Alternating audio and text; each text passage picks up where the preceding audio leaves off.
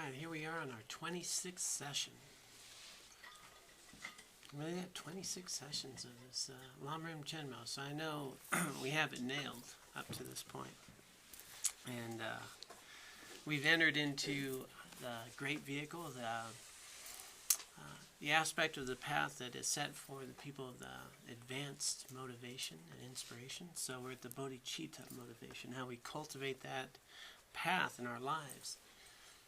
A beautiful part of this specific teaching, where we're at, even though maybe on this path we might be more at the beginning, and this is teachings for, very far down the path, the idea of the advanced practitioner. Where we're at is something you can cultivate today. It's something that you can bring into our daily life right now and be cultivating this bodhicitta in our daily activities. So we're entering into the 6 perfections. And this is the path of the bodhisattva. We've talked at great length about bodhicitta, that aspiration of obtaining enlightenment, complete enlightenment, full Buddhahood for yourself and all other beings, to remove the suffering of all beings, to have this incredible motivation, aspiration to engage in this path. And deciding to enter that path.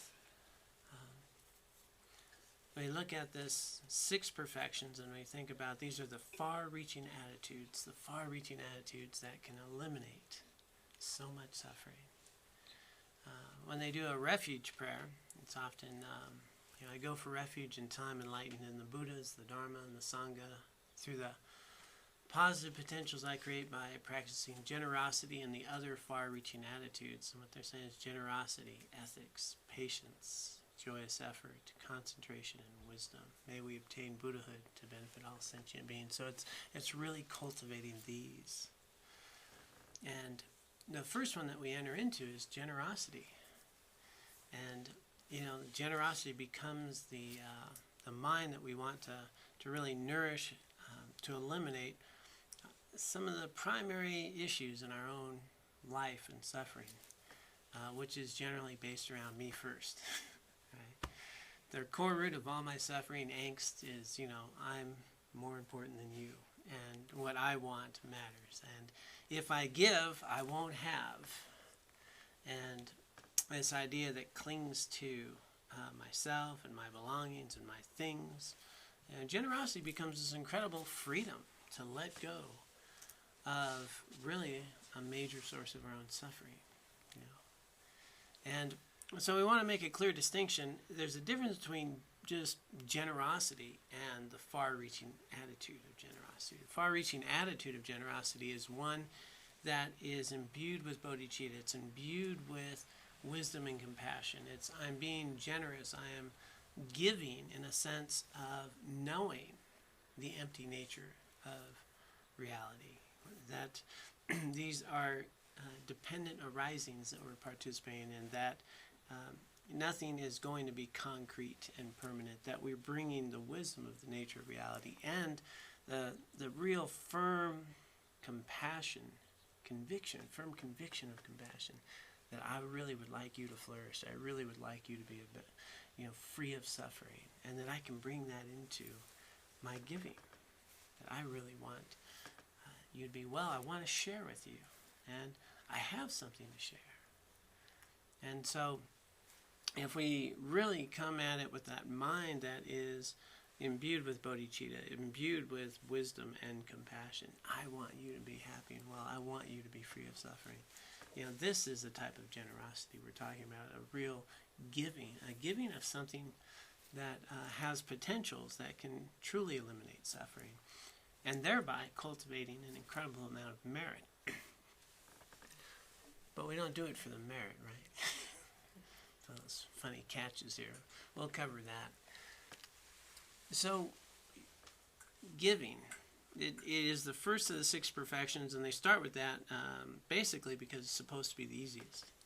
And yet, you can find it quite challenging. There's stuff that we really cling to in our life, right?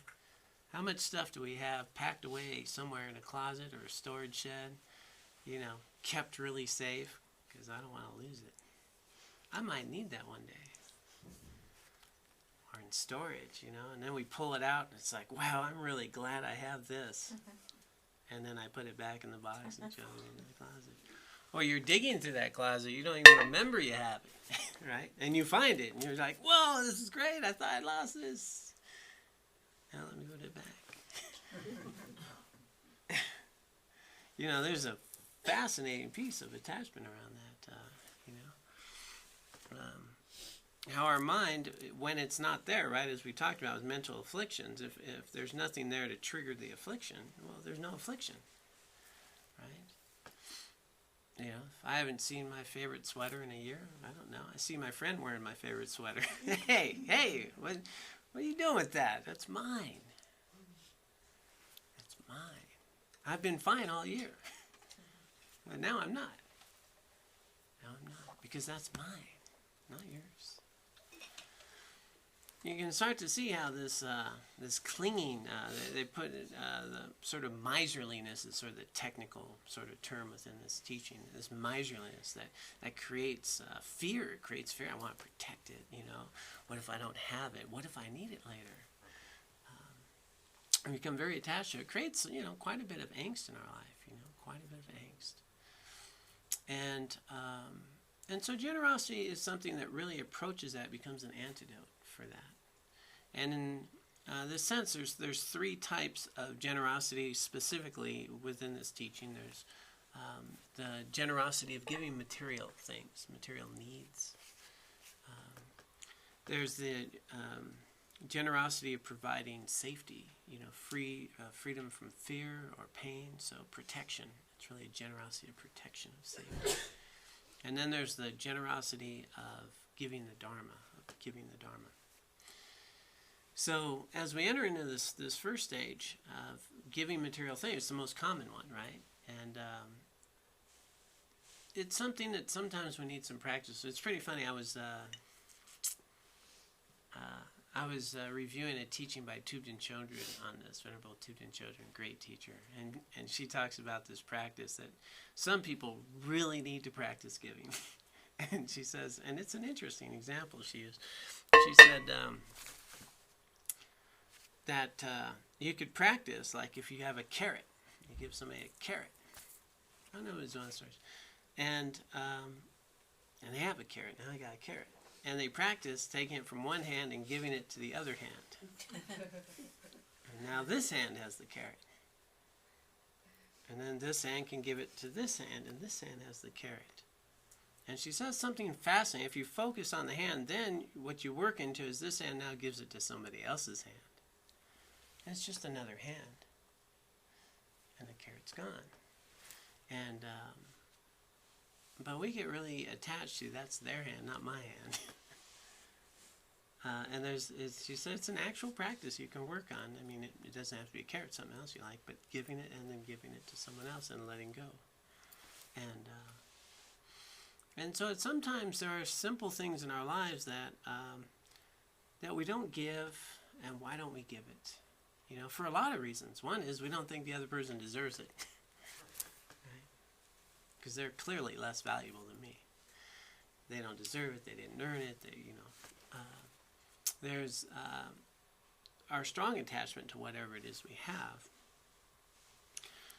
And so as we enter this, there's some things that we want to really bring to mind. Number one is I want to cultivate the far-reaching attitude of generosity. I really want to give where it's meaningful. I want to give where it removes suffering. I want to give in a way that is beneficial.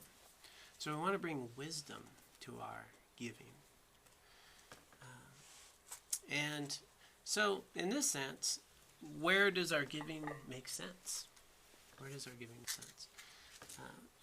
Right off the bat, I'm going to say it doesn't make a lot of sense to give everything because you need to eat, you need to have your clothing, and if you give everything, then you don't have anything to give, right? You're not sustainable. So my teacher, Venerable Geshe Sultan Geltsen, always said, even at the Dharma Center, whatever opportunity of offerings to be made, he said, make sure your needs are met, then give. Make sure your needs are met first, then give. If your needs aren't met and you're giving, then you're not going to be able to give long. And you are part of all sentient beings. I always think of, yeah, for all sentient beings, guess what? You're one of them. So you're part of this whole process. So we're in this together. So make sure your needs are met. And but then it comes back to, well, how extreme could our needs be, you know? And what do we get attached to? So I want to bring some wisdom that we, you know, have enough that our needs are met, and then we give. And then do we give to everyone at all times? Do we? How do we give in a way that is helpful and beneficial? If you got somebody sitting out in front of the liquor store, right? Hey, brother, can you help me out? I'd like some Jack Daniels. Do you give? Is that going to remove suffering? Is that going to be beneficial? It's an interesting question, isn't it? There was a YouTube video I saw.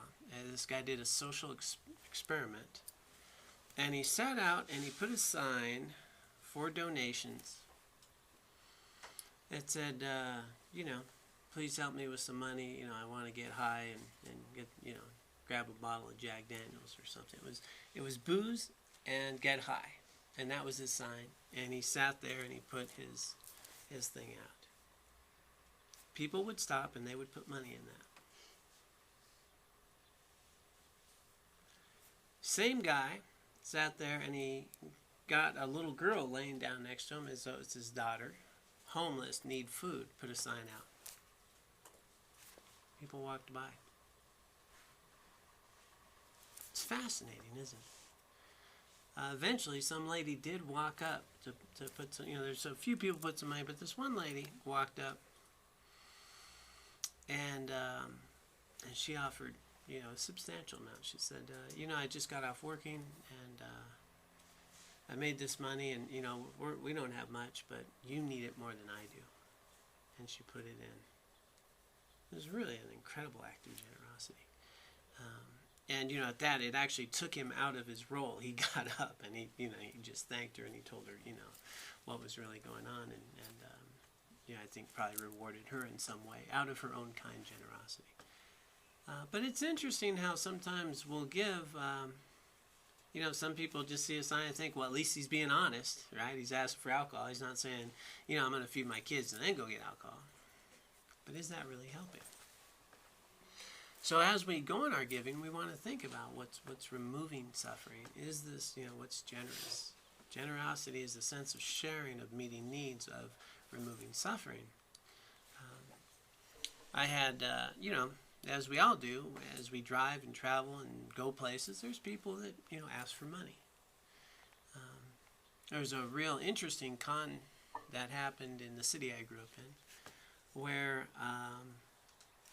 the men would be in a suit and tie and a briefcase, and they would say, hey, you know, I lost my wallet, I have this business meeting, you know, I really, you know, need some money, I'll give you my card, I will mail you a check, you know, and people would give them a large sum of money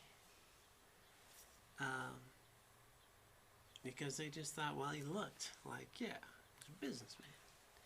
And, you know, they would get like $100 at a shot rather than standing out in a corner getting $5 or $1. So it's interesting. Does that keep you from giving, though? Okay, so I read about this guy. Now somebody needs help. Now, do I not give? You know, it's an interesting ethical dilemma, isn't it? I was at a gas station somewhere on my travel. I think it was in Texas somewhere, and this guy pulled up. He's in a big, nice, yeah, pretty nice truck next to me. Little old lady in there and a little dog. And he comes up and he goes, hey, you know, I left my wallet at the last gas station right up, you know, on the pump. I didn't realize it till now. My wallet's gone. But I'm fairly streetwise, and he was just hustling me. You know, I mean, like, he had all the right answers. He wasn't too distressed, but he was, you know, hitting all the points and coming from this sort of, you know, thing. And I thought, you know, this guy's working me. But then I looked at the little lady. And I thought, what if he's actually telling the truth?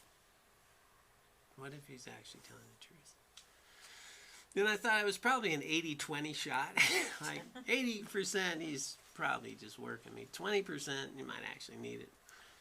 And I thought, I'd rather be out the money and wrong. And I gave him, some money for gas, and because I had it. I was going to eat okay. I was going to be able to drive. And I thought in that particular thing, the thought of me being wrong and her having to suffer, why? Why is that necessary? There's a reasonable doubt. And it's not a case, give it away, and what he does, And so we're challenged with this in our giving frequently. We're challenged with this methods of who do we give to and what's the best way of giving. And we want to be wise, we want to be realistic, we want to make sure our needs are met, and we want to make sure that our giving goes to places that are beneficial. There's this sort of scale of giving within sort of Buddhist framework. It says there's some giving that's going to have a lot more potential than others. So there's actually people who keep track of the merit, and that's really not where I want to go with this. But we think about potentials, so that there's certain giving that will have a greater potential for good, right? And within text, they'll talk about, if you give on particular days, it has more merit. If you give to certain types of people or beings, it has more merit. I like to think that every day is a good day to give. And I like to think that every day is a good day to be a good human being. And I don't want to wait till the first full moon or wherever to be a decent human being. And that every day is a good day to cultivate a good state of mind, right? Every day. So that's a much richer way of being. But in this context of certain holy days, certain spiritual days where merit is multiplied, there are these people who, especially who are really into the text, will realize that this is a day for giving, right? There's 4 major Buddhist holidays. There's these certain days, and they'll save up to give, and then that day, boom, it's Christmas. Give it.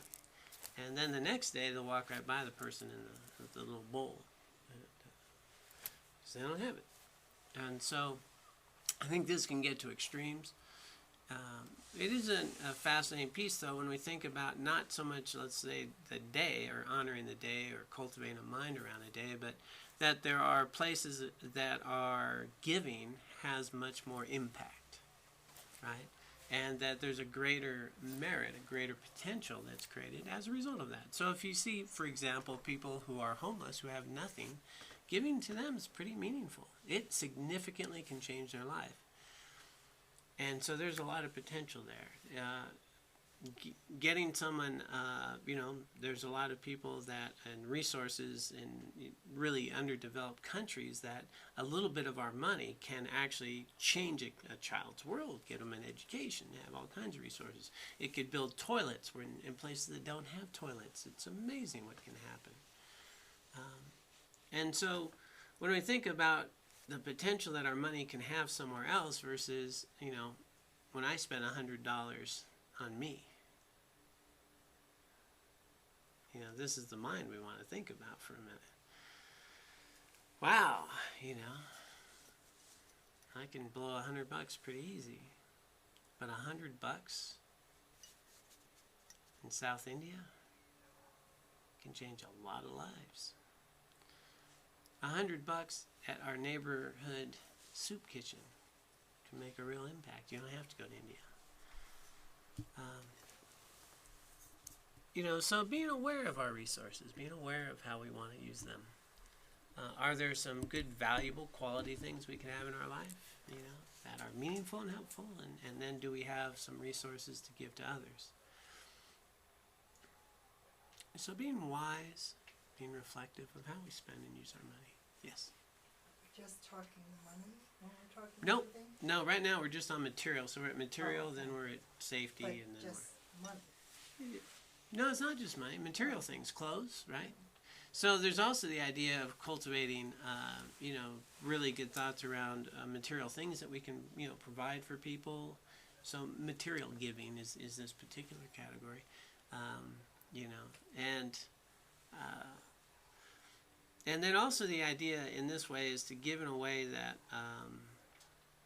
I'm gonna skip if I go there, but yeah, I'm there already. So to give nice things if we can, not just give our our hand-me-downs what I want, and give stuff that is meaningful and helpful if we can. Some people will give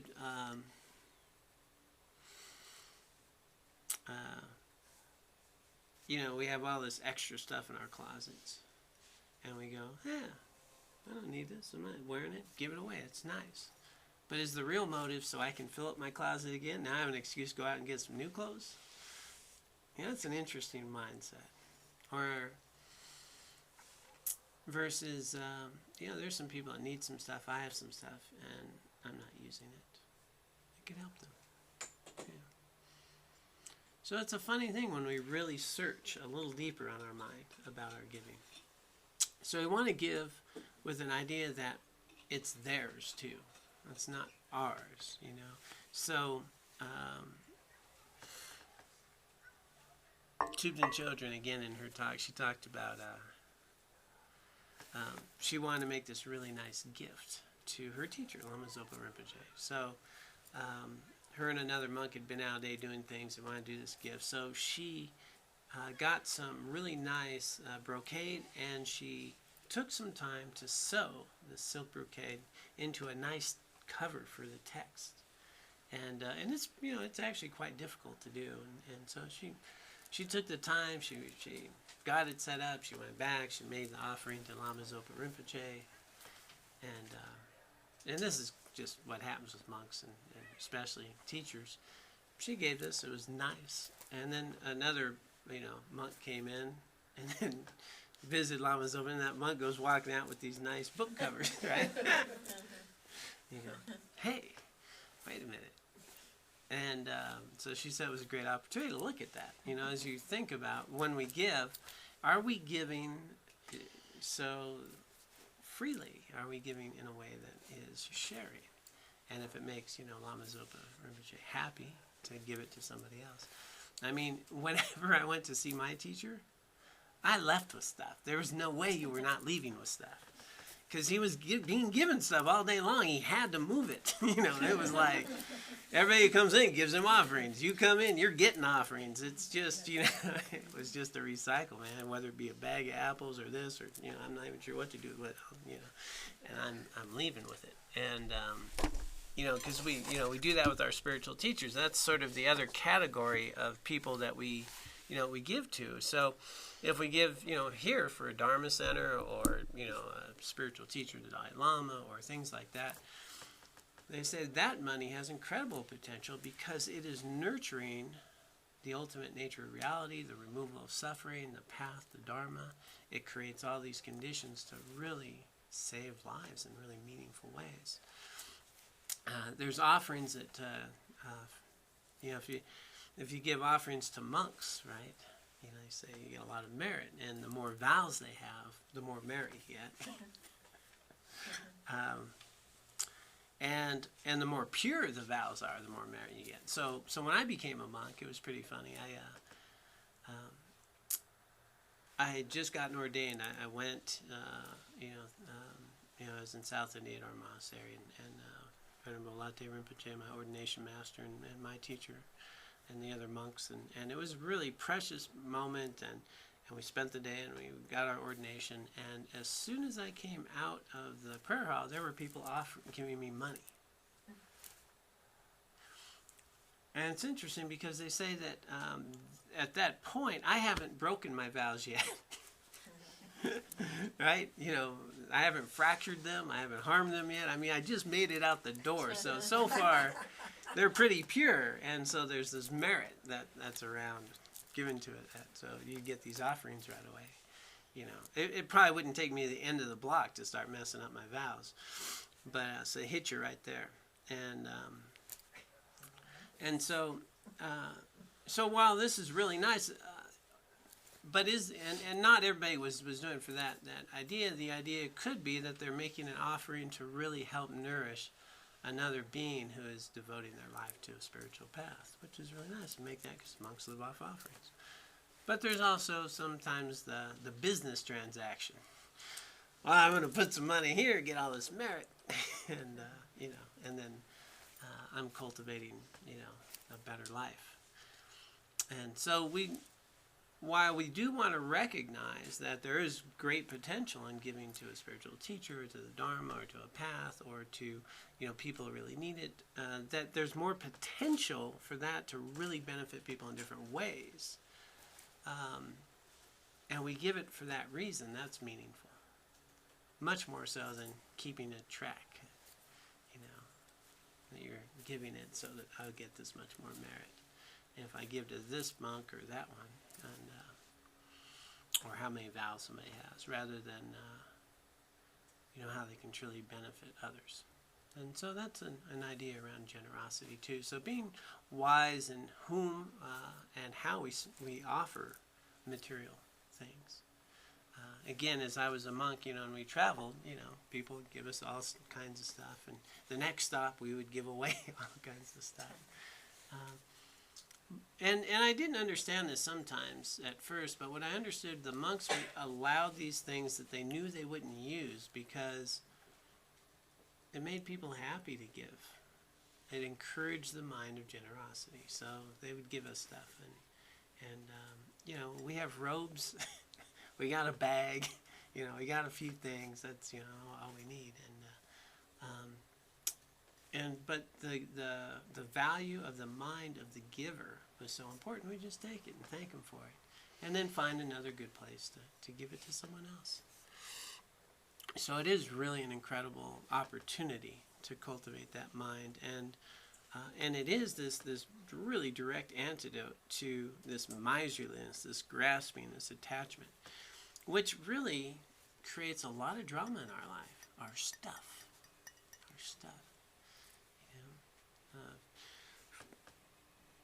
How many times, even the story of a friend of mine who's going through a situation where they may need to sell a house, and if they sell their house, everything's much better for them. They have a lot more, everything in the world is going to be a lot better in a lot of different ways. But that particular house is one that they're very fond of. It's a particular kind of house. It's something, they had done a certain way. And so the hanging on to that particular house is actually creating a lot of suffering, because if you could let go of the house, financially, emotionally, mentally, everything else would improve. But then you don't have that house anymore. So how many things are you attached to around that? And you just let go of it. And there's another house. It's got, walls and windows maybe. There's some better than others, that's for sure, and some more suitable and all that. But what's our peace of mind worth? What's that worth?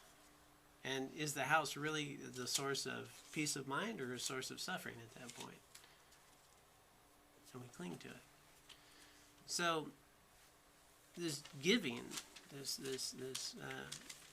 this opportunity of generosity is just this direct antidote to this miserliness, this grasping, this fear about a lack of, and provides an incredible opportunity not only improve the world around you, but it improves your own state of mind and your own ability to cultivate the real potentials in your own life.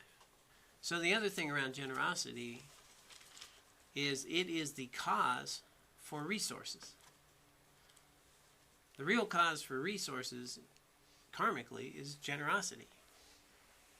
The more miserly I am, the less I'm going to have.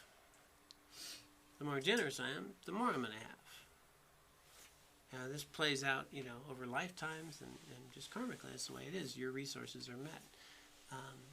And it's hard, you got to have a little faith on that, right? Because it sure seems like the more I hoard my money, the more money I have.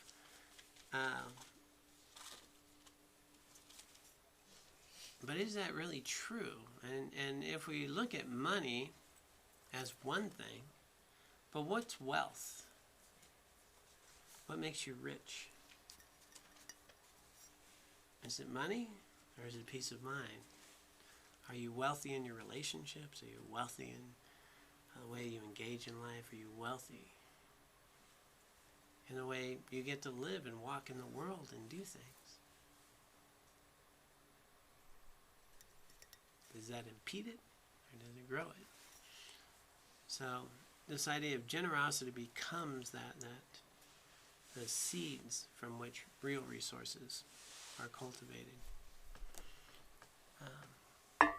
I read there's a book I read a long time ago, about 30 years ago, and the gentleman talked about doing life for fun and for free. And I really love that attitude. There's a real freedom around it, doing life for fun and for free. And he was a pretty wealthy businessman, and had been successful in a lot of ways. Really cultivated his spiritual path. And there was a time when his whole business was falling apart, and he saw it coming apart. And he thought, I need to do something. I need to get in my car and go save my business. And he set up the means in his car. He's driving there to save his business. And as he was driving, he had this little realization and said, this is the first time in my life I've ever gone out to make money. And he stopped his car. And he turned around. His whole business had been built on the premise that he was going to help his customers meet their needs. And that's how he had become successful, is because he helped his customers meet their needs. Not because he wanted to make money. And he wanted to make a bunch of money. But and realizing this, he turned around and he went back to basics, and he went back to helping people meet their needs. In his case, it all turned around. We don't always get the happy ending, and this time it did. But the lesson for me was, I'm going to be a lot wealthier if I help others meet their needs. I'm going to be happier. Other people are going to be happier. And, my needs are pretty few. And that was over 30 years ago. And back then I started to show up for work that said, I want to be there so I can help whoever's in front of me. And I used to have the idea that the day I show up to work for a paycheck's the day I quit. That's not why I'm here. And you don't need to be Mother Teresa. And you don't need to have the job that's a social worker. I could deliver auto parts and have the intention of getting the auto part there to my customers so they can help their people get on the road with the right part as quickly as possible in a way that's safe. You're helping people. And it's a meaningful job. What makes it meaningful is your mind, not the activity so much. So there's being wise in our giving. Then there's the other idea of that creeps in when we give. So I'm going to be generous. I'm going to cultivate a mind of generosity. I'm going to help others. Matter of fact, I'm going to cut a big check. And maybe they'll put my name on the building. Maybe they'll recognize me in some way. Maybe I'll get the front table at the banquet. And or maybe others will see this. And so, do we give for pride? Do we give, and do we let people know we gave? Yeah, that's good charity. I gave X amount of money, And when we go there, are we looking for that? This is counterproductive, right? Mental affliction of pride. So the idea here is not to give with these mixed motives of being recognized, of being acknowledged, of wanting your name in that thing or on that wall or in those things. There's, even at Dharma centers and plus in big monasteries and stuff, to be recognized and get, sit in the front row next to the lamas because you're a special guest, because you're a benefactor.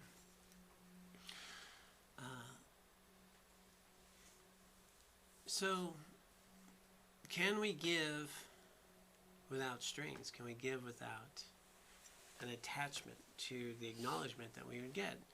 That we really want their appreciation, acknowledgement that I helped you. Right? Gave the wedding gift. Where's that damn thank you card? Huh? I can get a thank you card. Christmas gift? No thank you card. Man, that's inconsiderate, isn't it? Those people. Are we looking for validation from that? Are we looking for some acknowledgement? Are we giving just so people will know who we are or what we're about, or some idea of building pride? We don't want to give that way. We want to give in a way that says, I really want this to be beneficial to you. And now it's yours. And what you do with it, you do with it. And that's always kind of a nice attitude, especially when you don't know what they're going to do with it. You know, it's like that guy at the gas station. 80-20, you know. Could be scammy or not, but you know what? What he does with it is, I gave it because I really want to remove suffering, specifically that little lady in there with them. What he does, I don't know. We're responsible for that. So, the other sort of way of giving is the expectation of a return, right? I give gifts, I get gifts. You know, not just the acknowledgement, not just the thing, but sometimes there's as a monastic, there's these sort of rules around how we acquire offerings, and there's kind of this thing that happens, and it's a thing to not do. Is to give a smaller gift with the idea you'll get a bigger one in return. It happens all the time, right? You know, you make a little offering, and then you get this big offering in return, and so, or hinting, right? Hinting about, you know, wow, I really could use a new monk's cup. Not so good. And next thing you know, you got a nice monk's cup. Yeah, all right. My Dorjane bell, you know, it didn't ring that nice, man. That sure is a nice one over there. And you know, then you get it, and so the things that we give, we want to have obtained in a good manner. We want to have obtained the things that we have in a way that's you know, really ethical and meaningful. So the idea of not having it tainted. Now, we may earn things in ways that are not very healthy, you know. So, and then we may have acquired goods and things in our lives that we maybe got in a way that wasn't very pure. And so, ideally, technically, they would say you don't give those. Which is kind of an interesting thing. Tubden Chodron, again, had kind of her own personal take on that. She said, kind of if I got something through a little bit of deception, if I got something through a little bit of hinting, if I got something in a way that I don't feel that good about, is it better for me to just keep it, or is it better for me to give it away? Because now I'm giving away something that's tainted, which ideally you're not supposed to do. But I've created a problem, maybe I can help someone, in which case it could be more beneficial. So these are things that we work with in our life, and what is the most beneficial way? I personally would say, and again, this is not, you know, it's my humble opinion, is that as I do things that are not very healthy, I can transform that with a motivation to be of benefit. And so I still need to atone and acknowledge for what I did that wasn't so well, address that.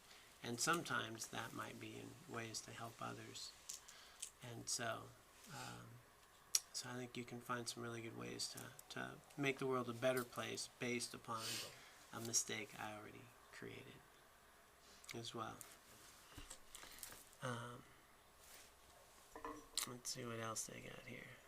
So, okay, so this was all around, you know, sort of the material aspects of our life and cultivating a mind that's really concerned with being of benefit to others.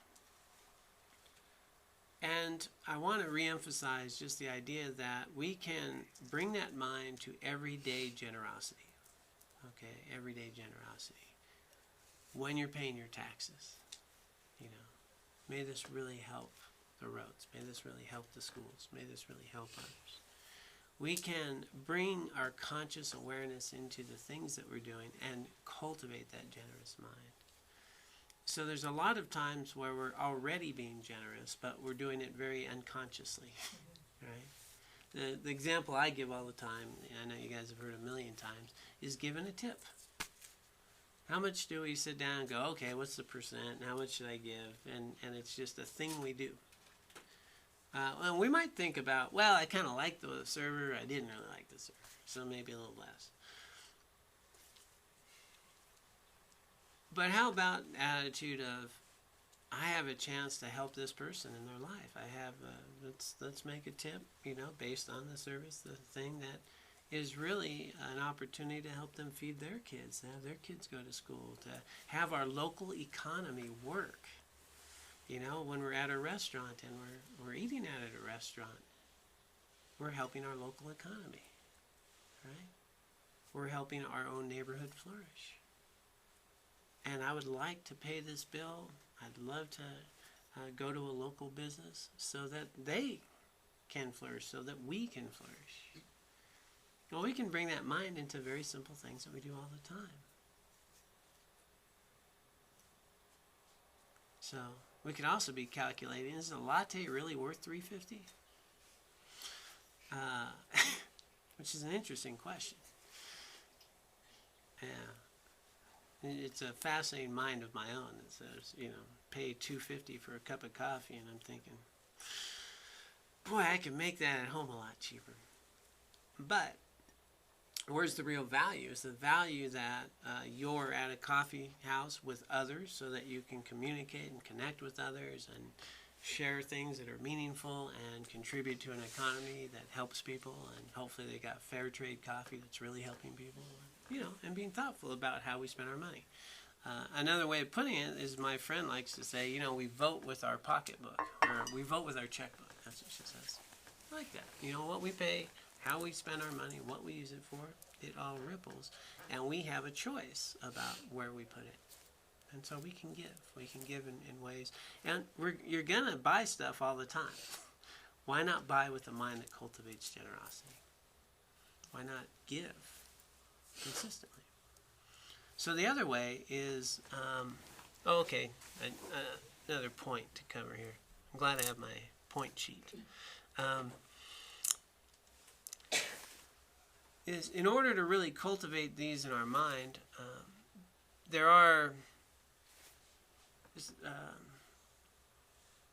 within all the Lamrim teachings, everything that we've gone through now in 26 sessions, the idea is not that we just have a talk about it and move on. Because that's what we do, right? We have a nice talk. Well, that was really interesting. Yeah, the Dharma talk Wednesday, that was good. I wonder when the next one is. Because, you know, on Sunday, I'm just doing my thing again, you know. And so, in order to really cultivate this mind, is we really want to take some time to contemplate and think about what are the disadvantages of not being generous. And we kind of talked about that. What are the things that I'm so attached to that actually create suffering instead of helping me? So we invite you this week to take a little time and reflect on that. These things in our life, are they giving you suffering? Are they giving you pleasure? Are they usually giving you a little bit of both, right? And what prevents me from being more generous? What are the benefits of a generosity mind? What are the benefits? What are the disadvantages? How do I suffer by not being generous? How do I suffer from really being miserly about my stuff? And I don't want to loan my stuff to Joe, because, man, Joe, he doesn't take care of stuff, right? Now, maybe Joe doesn't take care of stuff, and you need that stuff. Well, that's, you know, probably not a good idea to loan it to Joe. But, you know, is it that big a deal? And could it really help Joe? You know, these are things that we want to think about throughout the week, is notice during your week what's preventing us, and is that helpful, or is it hurting me? Is this creating joy in my life to cling to this? Is that really going to make me happy? or is being helpful going to make you happy? So just take some time to reflect on that.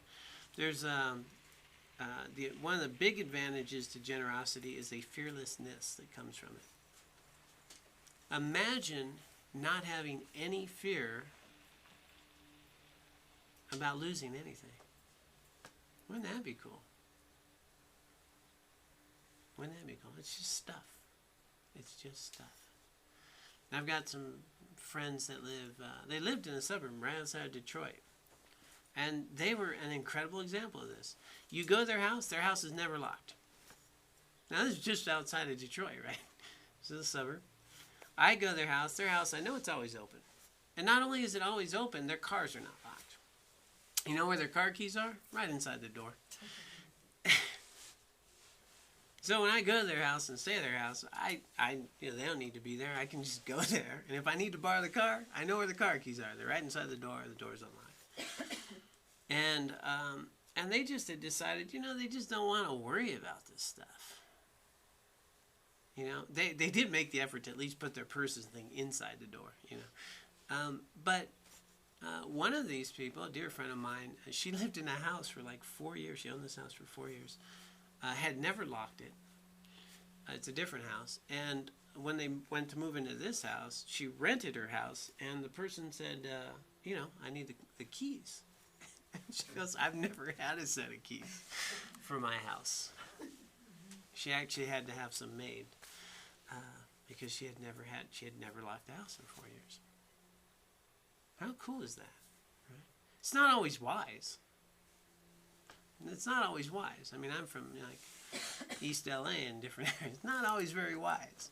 There are times to lock your car. There are times to do that. But what I'm illustrating is, in her case, it was safe. You know what? It turned out on her block, people looked out for each other. It was a pretty safe block.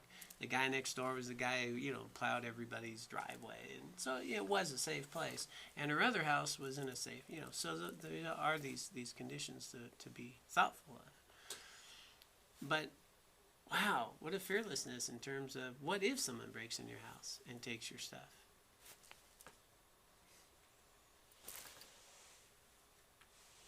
What if? It's happened to people before. Yeah. And where's the suffering? Where's the suffering? Is it wrapped up in all that stuff? Is it wrapped up in what should have been? So, we invite you to just take some time this week and think about that. Or when we've loaned people money, I've always had the idea that, I'll loan somebody money if they need it, and if I have it. But whenever I loan it, in my mind, I'm always kissing it goodbye. I just do not want to get hung up on whether or not they pay me back. Now, if they come and ask me again and they haven't paid me back, the answer is no. But the first time, that's fine, I gave it because it seemed to be a good cause, and I'm not worried about it. And if you pay me back, that's a bonus. But I'm not going to do it twice unless you pay me back. If you pay me back, I'll do it again. So, and there's a freedom in that. There's a release. So this mind of generosity is really helpful. Now, the other thing that, the second piece is the idea of giving protection. So giving protection from fear would be the sort of technical way. Is that this is a way that we can really help people. How many times in our life do we have friends who are fearful, who are stressed, who are worried, who are scared? There's the physical protection that we can give someone who's in danger, and it could be as easy as some kids, fighting that you can step in. I just saw a little kid the other day who was throwing rocks at some other kids, come out and all of a sudden he bucks up and, and gets that. So you can step in these ways that can protect people, that can be safe. You can lend a hand, right, when somebody's broken down on the side of the road, and safety. So you can show up in ways that are very generous in terms of your time, as well as the idea of removing some fear and giving protection.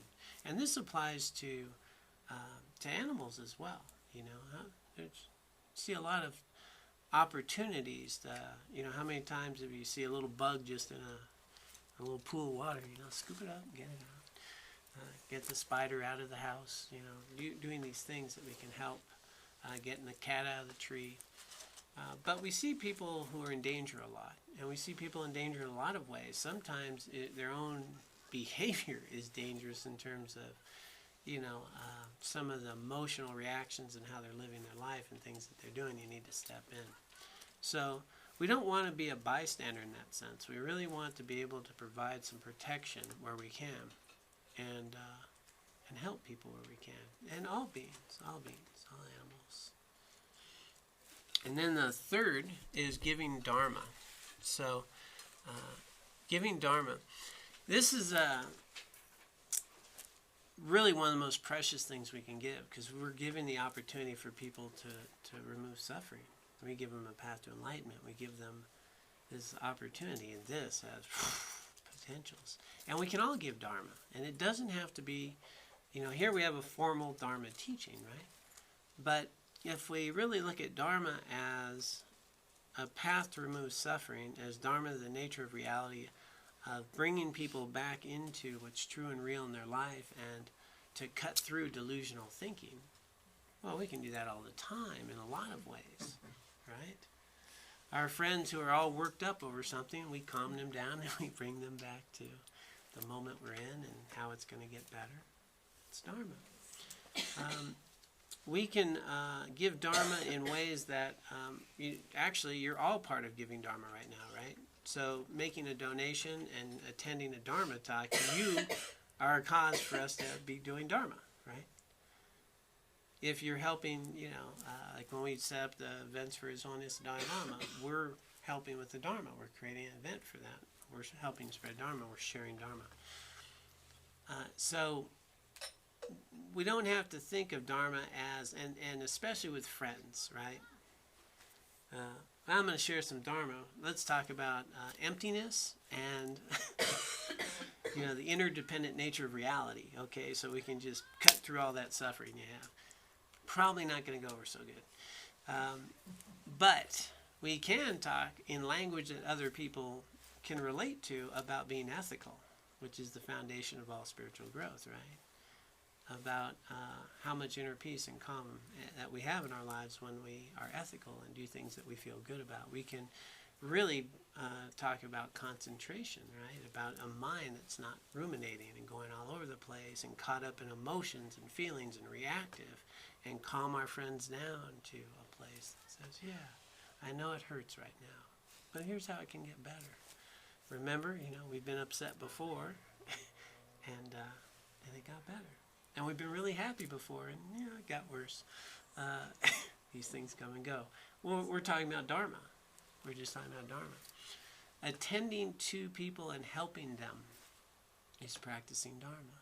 So we can share that, especially in the context of anything that's moving them towards the truth, towards the ability to calm and be able to remove their suffering, and moving them towards that inner peace and sort of genuine happiness. Then it's Dharma. So Alan Wallace, one of my teachers, he says that he has this really nice view of practicing Dharma is when we're practicing anything that's eliminating suffering and leading towards genuine happiness. And so we have these opportunities. Another way that we can give Dharma is through actual giving of texts and so forth. Like we have the prison project, that people provide texts and books for people in prison. There's people that write letters and provide resources for people in prison, people who couldn't get it. So we can give Dharma to people that haven't had that opportunity. And then another interesting way to give Dharma is actually saying mantras around animals. Yeah, this is a big one with a lot of the Tibetan Lamas. My teacher is big on it, and I know Lama Zopa Rinpoche is very big on it.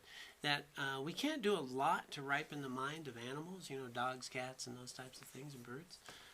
But we can, Om Mani Padme Hum, Om Mani Padme Hum, Mani Padme Hum. And they say it plants seeds that helps ripen the mind for future rebirths and provides these opportunities. And so you'll see I know in my own teacher around animals, Om Mani Padme Hum, Mani Padme Hum, just the sound of it, and that it ripens all the minds that you come in contact with. So mantras and things like that are another way. With our family and friends, people that we can help, again, speaking in language that they understand and things that they relate to and things that are beneficial for them, we can do that. I actually, when my mom was passing away and I was a Buddhist monk and I was in robes, I think one of the really wonderful ways of practicing Dharma was leading the Catholic rosary with her and my family. And that was practicing Dharma. That was having her calm and peaceful and saying prayers for her benefit and the benefit of all beings in a language that she understood and that was beneficial to her. Right? And my family. So, I have no problem saying Lord's Prayer. I have no problem doing a rosary. I have no problem with that. What's beneficial here? What's going to remove suffering here? And is my mind connected to bodhicitta, the nature of reality? Is it combined with compassion and wisdom? Sure. You can do a lot of things that way. So when we think about this mind of generosity, the technical three aspects we covered are material, protection, and Dharma. There's this other piece that I just really want to infuse it with, is to be generous with our attention. Our attention and time with people. To be generous with that. One of the most valuable things we can give anyone is our attention. When we tend to someone, they become valuable. You care for, tend to care for, to tend to. And so many times in our lives, you can be of the utmost help to someone else just by letting them know they're valuable, meaningful, and giving them your attention. You don't even have to have the right answer. You don't even have to have any answer. You'd be amazed how just listening can be helpful, just tending to. Or actually initiating and making the phone call to someone you haven't talked to in a while. How do you feel when someone calls you haven't talked to in a while? Feels pretty good. Right? Feels good. Call somebody. Give them your attention. Give them your time. Go out and have a $3.50 latte with somebody and be generous to our local community. Is that what they cost? I have no idea. It's a small. Okay. Go spend $4 on a latte. You can tell many times about lattes. But that generosity of our time, of our attention with the people that we love and care for, and the people that we don't know so well, and the people that are on the fringe, the people that haven't had some attention, give them some attention. Everyone we meet is a valuable, precious being who has Buddha nature just like us, and others, and everyone we meet are the direct cause for your enlightenment. That's a really wonderful thing to remember. And just another nice little way of cultivating this generous mind, and we talked about before, is the Tonglen practice of taking and giving. Taking the suffering of all beings on your breath and giving them your virtue. So that practice of cultivating, we used it in the equalizing, exchanging self for others, but that's a beautiful practice to help you cultivate this mind of generosity, taking their suffering and giving them your virtue. Nice little practice. It does that a lot. So, right on time. So, we are entering now, again, we're in the highest motivation. We're cultivating bodhicitta, the aspiration of obtaining enlightenment for the welfare of all beings, of cultivating a mind of far-reaching attitudes within these 6 perfections. This is generosity. Next week, we get into ethics, and then patience, joyous effort, concentration, and wisdom. And again, they're always, for the far-reaching attitude, they're imbued with this bodhicitta aspiration. They're imbued with wisdom and compassion. But this week, my invitation is to really reflect upon generosity every day. Bring it to mind. Notice where I'm stuck giving. Notice where it's easy to give. and then question my giving. Notice, can I give freely? You'll notice something in my own, it's in a Lojong in the 8 verses thought transformation. Someone I have benefited, and when someone I have benefited, hurts me very badly, I'll see that person as my supreme teacher, right? In someone I've placed great trust, who I've benefited, hurts me very badly. Why is it when somebody you really like and who you've helped hurts you, it's a lot more impactful than someone you don't really like or know?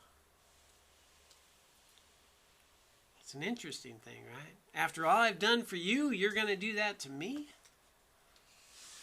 Clearly I'm keeping score, right? Have I given? Have I been generous? Or have I given to help you with the expectation that you will now treat me different? After all I've done to you, you're going to treat me like that. And it has a much bigger sting than somebody we don't know who does the same thing.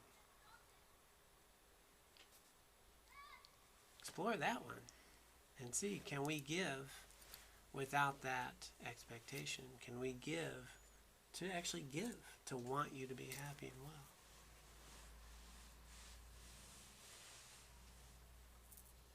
Yeah. In some cases of being hurt, Mm-hmm. would that also be a misperception? I'm not talking about being beaten by somebody. So the question is, can being hurt be a misperception? You're talking about emotional and mental? Yeah, so we would say that all mental afflictions are from misperception, right? Now, getting there is a journey, right? And it doesn't mean that there isn't valid emotional pain, but it does mean in a conventional way, in an ultimate way. That's our problem. Our problem is that we identify with all the wrong things, right? My awareness is here, and I'm already knowing, but my awareness grabs onto John, and John is like this, and my senses just dazzle me with, things to be tantalized with, and things I want, and things I don't want, and things I like, and things I don't like, and how I think things should be. Those are all constructs.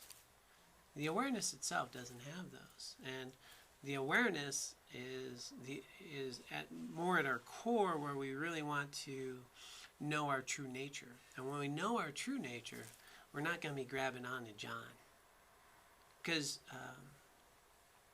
you're going to get me on a whole rant here. There's this one little angst thing that I get worked up about. I'm there already, so we're going with it. Some teachings, and this is valuable, okay? It's valuable. I'm not saying it's not valuable. I'm just going to say there's a caveat, is to say that, that when we feel our suffering, our sadness, our whatever that mental affliction is. And by the way, all emotions are valid. All emotions serve a purpose in our human life. That's fine. But when I have a deep emotional pain, sometimes in our psychology is, rather than resist the pain, I'm going to love my pain. That's my pain. I'm not fighting my pain. I love my pain. It's a part of me. It's a part of me that's trying to protect me. And it's a very effective method to ease the resistance, right? But the other side of that is it your pain? And is that you?